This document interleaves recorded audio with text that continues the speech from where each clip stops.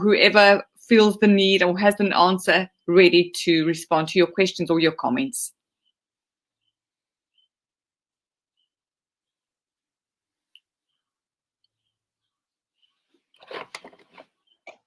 I think there was one question in the chat box that I saw, Monique. I'm not sure if you saw that. I'm going to go now. No, let's see. I'm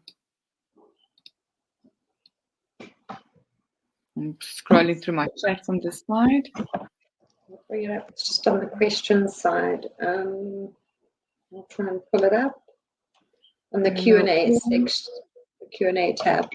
What are the key challenges of PVC in the healthcare segment in the next 10 years?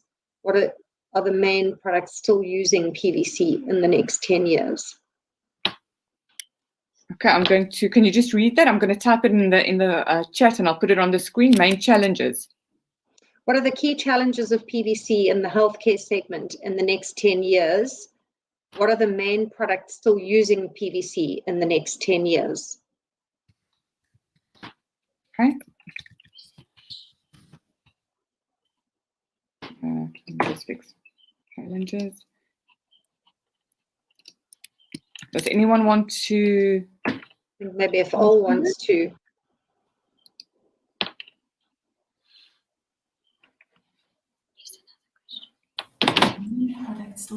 Ol, would you like to comment on that one?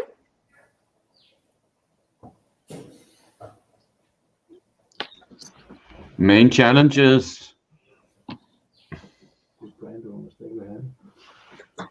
As I said before, PVC is still suffering with a bad image. So that is one of the challenges, to communicate about all the development that has been going on within plasticizers especially, but also within incineration. Now I'm talking from a European perspective, of course, but as we all know, the European perspective is important in the development of sustainability globally. Sooner or later, things used to adjust. The environmental regulation globally seems to adjust to European regulations and European innovation when it comes to sustainability, to technical solutions to this. So of course, the critical view from NGOs is something, and of course, the biggest challenges, of course, as we have talked about much today, is to how we can collect and recycle the devices, and because challenges will also be that single use is not something that people seems to think is the best solution in a energy efficiency way, that we just throw things away after one single use. So I think that there might be a trend towards how to reuse some of these items or devices that is actually made for single use. And we know, I have heard actually that especially some of these face masks, even if they are only intended for single use and that it is labeled on the mask that it's only intended to be used once, there are actually hospitals that wash them, because some of these face masks are only used for three seconds or something like that. So nurses think this is simply ridiculous that I have to throw this out. So I think that is a challenge also for industry to see, are there some easy way to clean these devices, because it can also be an environmental challenge to simply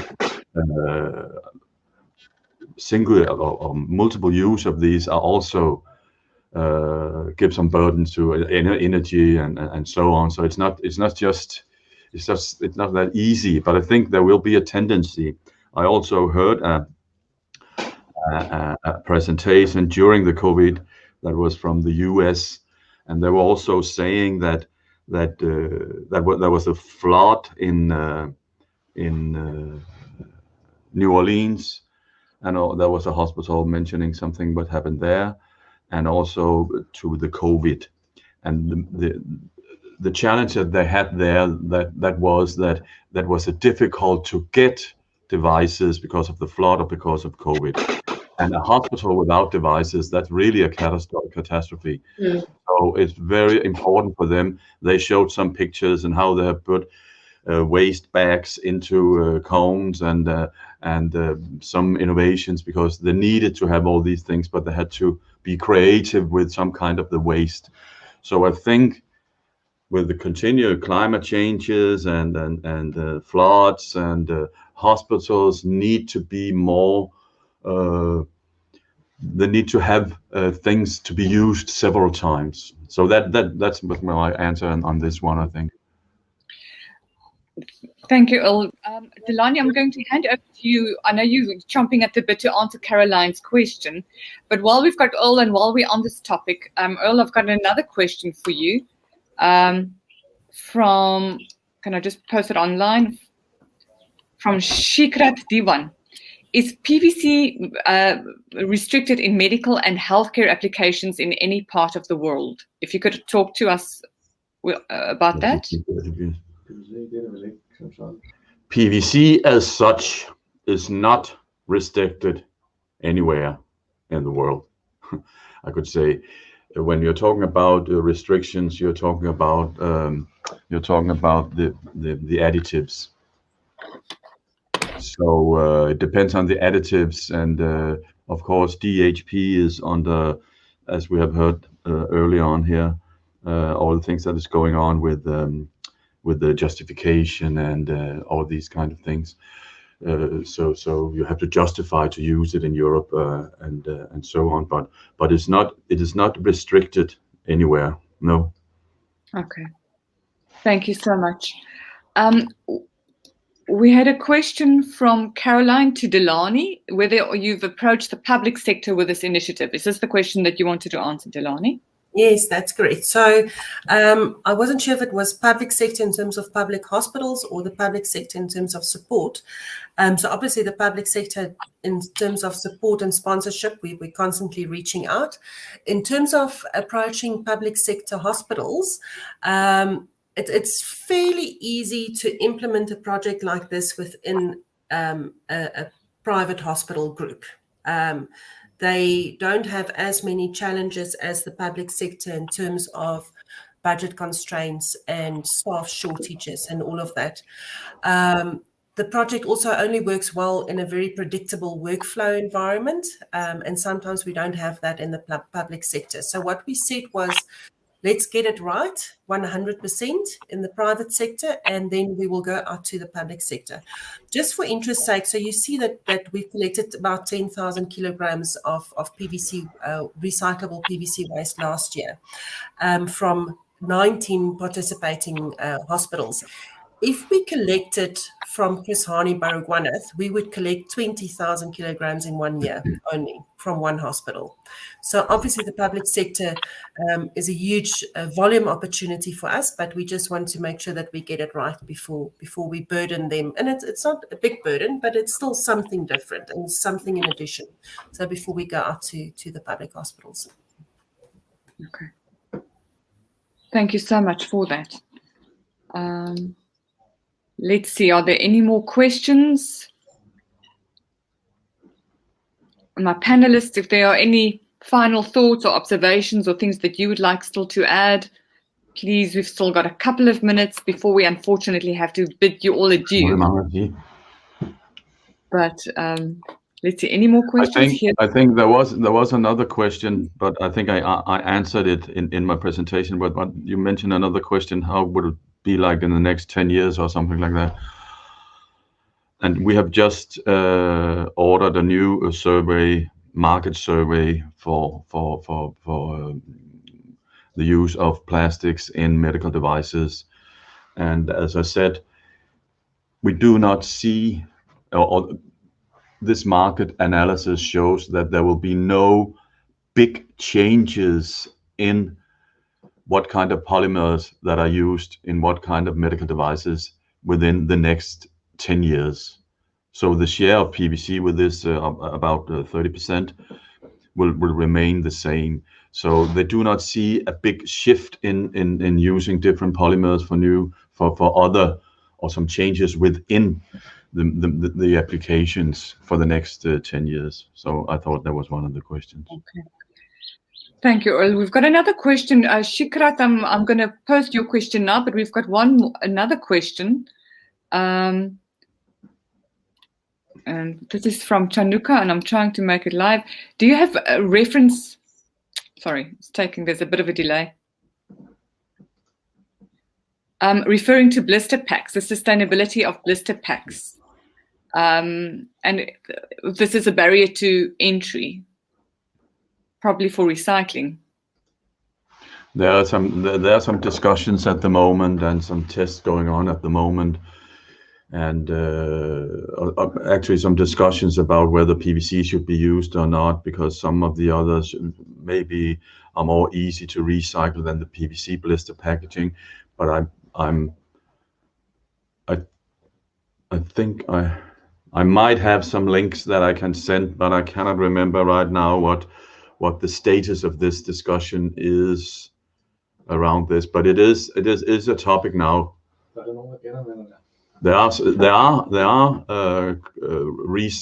It can be recycled, and PVC blister packaging are recycled, but there is a fierce discussion on the future of the recycling of blister packaging.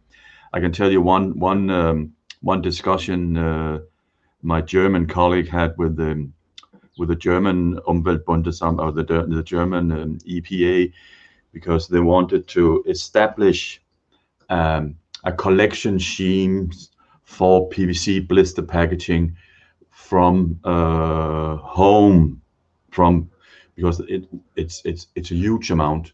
Just think of yourself with the painkillers and so on, what you have in your home of these things that is blister packed medicine, and they wanted to establish such a recycling scheme. So, and the EPA said to them, no, please do not do that, because if we ask the consumers to collect these things, these used blister packaging, they might put the remaining medicine into the toilet, and that would be that would be a disaster, because this is really hormone disrupting things, and all these medicines, just that should be go for incineration. So there are some issues when we're talking about recycling of this kind of packaging. Also, just maybe what I can let you know from a South African point of view, all packaging, of which blister packs would most certainly be included, from the 5th of November, we have to have an answer to recycle all packaging. And from SAVA's side, we've got a Section 18 EPR division called Vinyl Loop, who is working very closely with our collectors and our recyclers and trying to find solutions for PVC packaging, for vinyl packaging, of which I'm sure blister packs would form part of. So as soon as we've got some answers and solutions, we would be happy to share that with you. Yeah. But likewise, we are, if there's anything from your side, and most certainly what you said now in terms of discarding the leftover medication is most certainly something that we need to flag and be aware of. Yeah. Our final question I've got is in terms of the phasing out of chlorinated plastics from medical and healthcare applications in India. It's quite a long question. I don't know if you've had a chance to read that. Is there anyone who can comment on similar movements around the world, or if something like that's happening around the world or in South Africa? Is this a threat that we need to join resources on? Monique, maybe if I can comment, looking at the question, and they kind of looking for support maybe in terms of information, and something like this would, I think, best be dealt with within Vinyls Plus. Ol, what do you think? Maybe pose it to the entire, not Vinyls Plus, the entire Global Vinyls Council, the GVC. And everyone can comment on that from Sophie in Australia and people in Europe and America. Yes, definitely. We want to see, because hopefully there are some arguments that we can counter in this. Why is it so? And yeah, maybe I think this is referring. Maybe they've written the healthcare without harm document and say we have to. Yeah.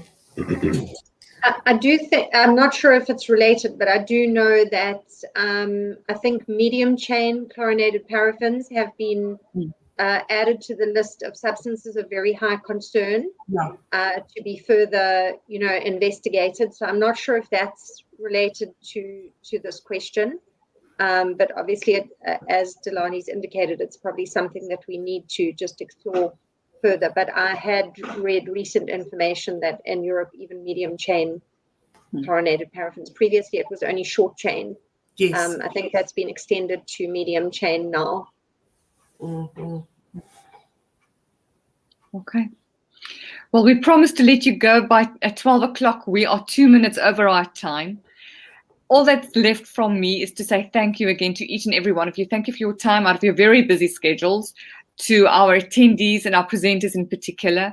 Thank you so much, and we hope that you will all be able to join us for our next webinar. Keep us posted. If you're not part of our communication and you don't receive our newsletters or our emails, please send an email to admin@sava.co.za, admin@savinyls.co.za, and we will be sure to add you to our mailing list.